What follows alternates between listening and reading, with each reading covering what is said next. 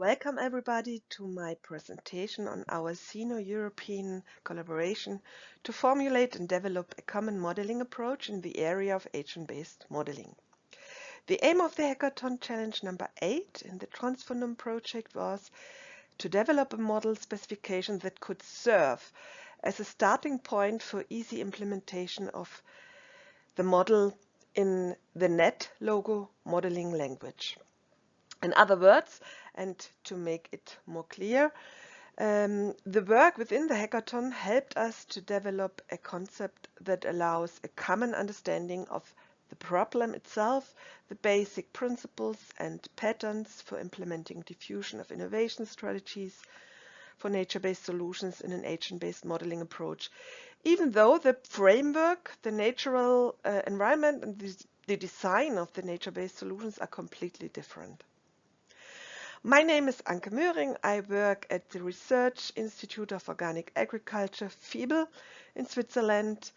And together with my colleague Dr. Yu-Chan Chen from the China University of Agriculture, I have been mentoring challenge number 8. Let's start with the food system cycle. That is something well known, at least from a farmer's point of view. We produce crops and fodder on land. Both are processed to feed animals and humans, and organic matter from animal husbandry or food waste from consumption is returned back to the field to fertilize the crops again. We might need to rethink the cycle if we assume that due to several possible reasons, a reduction in livestock production would lead to less organic fertilizer and a substitution with mineral fertilizer is limited. We would then need to ask, how can we feed our plants and soils to stabilize yields and to provide enough food for humans? One nature-based solution for this is represented in the green inner circle, focusing on green manure. This is a solution that is proposed in both the Danish and the Chinese case study we aim to start with in our agent-based modeling approach. And the model itself aims to examine policy interventions in terms of their impact on accelerating the uptake of nature-based solutions. We can see here out of 4 different nature-based solution case study sites in Europe and 3 different case study sites in China, we have chosen 2 initially. One is Northern Jutland in Denmark and another one is Inner Mongolia in the northeastern part of China.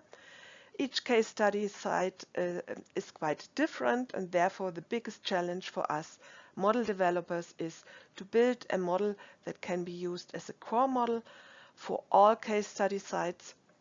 And therefore what we had to do first was to ask, what is the smallest common denominator of all these different case studies? And there were 2 key factors: crop rotation and green manure, as I already mentioned. The second question was, what is the overall purpose of the model? It is to enable the researcher to carry out a multi-level and multi-stakeholder exchange and assessment approach.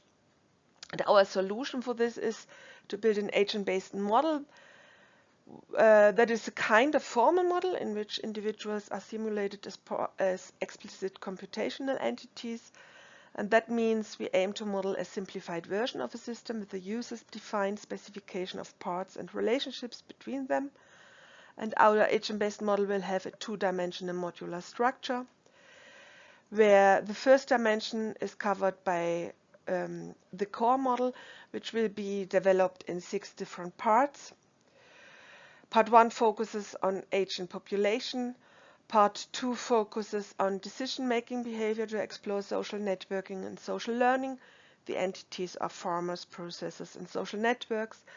Part 3 captures the neighborhood that will be assigned to a square grid neighborhood structure. Part 4 relates to an extensive scenario analysis.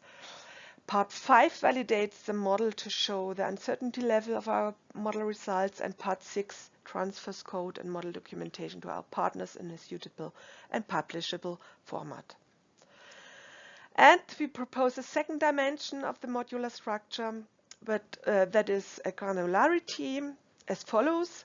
The model will be developed in a coarse-grained manner initially, and subsequently we plan to build some optional fine-grained submodule extensions that can be activated or deactivated as desired. The third question was process related.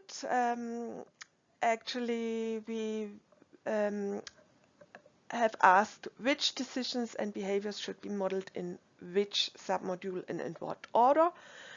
We were lucky enough to find a similar NetLogo model in the open source model repository 𝐀𝐚𝐨𝐧, which we plan to use as a starting point by implementing our own model in the NetLogo code.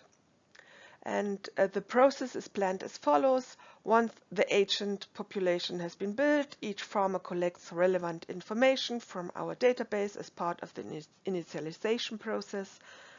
And after that has been done, it will be possible to run different submodules in a sequential order to execute the diffusion of innovation process. That means, depending on profit calculation, the information and knowledge transfer through the social network, the neighborhood influence, or the specific willingness to adopt of a single farmer, the decision regarding adoption or non-adoption is made, also considering farmers' expected maximum utility. When the last time step is reached, the model stops, and the model output will then provide information on the final adoption rate, the area under nature-based solution, the change in farm income, and, if desired, the impact on other indicators like environmental indicators or others. Identified the commonalities, we also collected in addition the main differences between the two different case studies, including suggestions on how to further improve the model specification presented. Major differences arise from the size of the agent population to be modeled and, of course, the database that is required to parameterize the model and upscale the results at the end of the model simulation.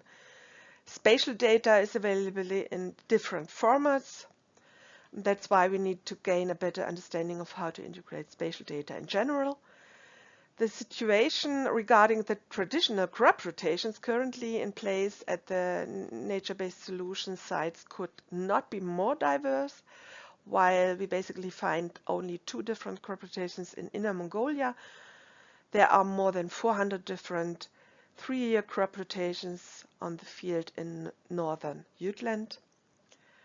And we need, therefore, to simplify and generalize the adjustments that are necessary to implement grass in an agronomically feasible way in the crop rotation. Therefore, there is another main difference regarding biomass exchange. Biomass is exchanged via the biorefinery in the Danish case, while in China it is organized via a livestock farm. And finally, there are many site-specific factors that can influence farmers' behavior. We need to take this into account and develop site-specific solutions, and that's best done in a co-design process with our stakeholders.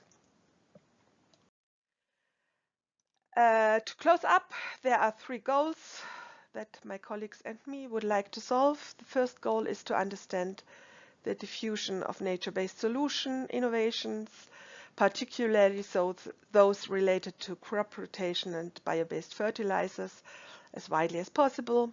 The second goal is to be transferable to other framework conditions, and the third goal is to be as simple as we can be and only as complicated as we need to be, trying to do it for both the circularity and the modeling part. And that's from my side. Thank you very much for your attention.